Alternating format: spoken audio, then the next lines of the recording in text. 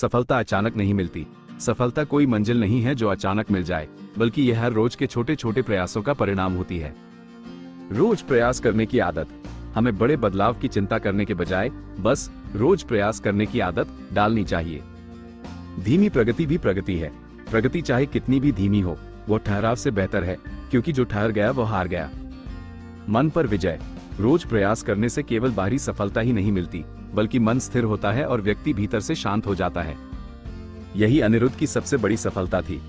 धैर्य और निरंतरता।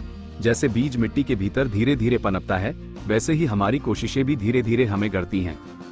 परिणाम न दिखने पर भी धैर्य रखना आवश्यक है। कहानी को और प्रभावशाली बनाने के लिए सुझाव। कहानी को और भी सजीव और श्रोताओं के लिए यादगार बनाने हेतु कुछ सुझाव। संवाद पर जोर। बुद्ध और अनिरुद्ध के संवादों को थोड़ा धीरे और स्पष्ट लहजे में कहें। बुद्ध के वाक्यों को शांत और गंभीर आवाज में प्रस्तुत करें। अनिरुद्ध, क्या तुम रोज कोशिश करते हो? और बस यही तो कारण है तुम रोज प्रयास नहीं करते। दृश्यों का वर्णन। शुरुआत में जब अनिरुद्ध वन की ओर जाता है, तो उस आशा की किरण वाले भाव पर जोर दें। विराम, पॉजेस। बुद्ध द्वारा अनिरुद्ध को देखने के बाद और उपदेश देने से पहले कुछ देर रुकें। ये ठहराव श्रोताओं को सोचने और कहानी की गंभीरता को महसूस करने का मौका देगा।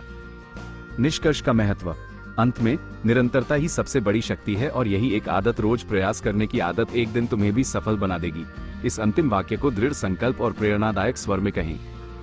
ये कहानी एक शानदार नैतिक शिक्षा देती है कि जीवन में स्थिरता और शांति बाहरी परिस्थितियों से नहीं, बल्कि स्वयं के निरंतर अभ्यास से आती है।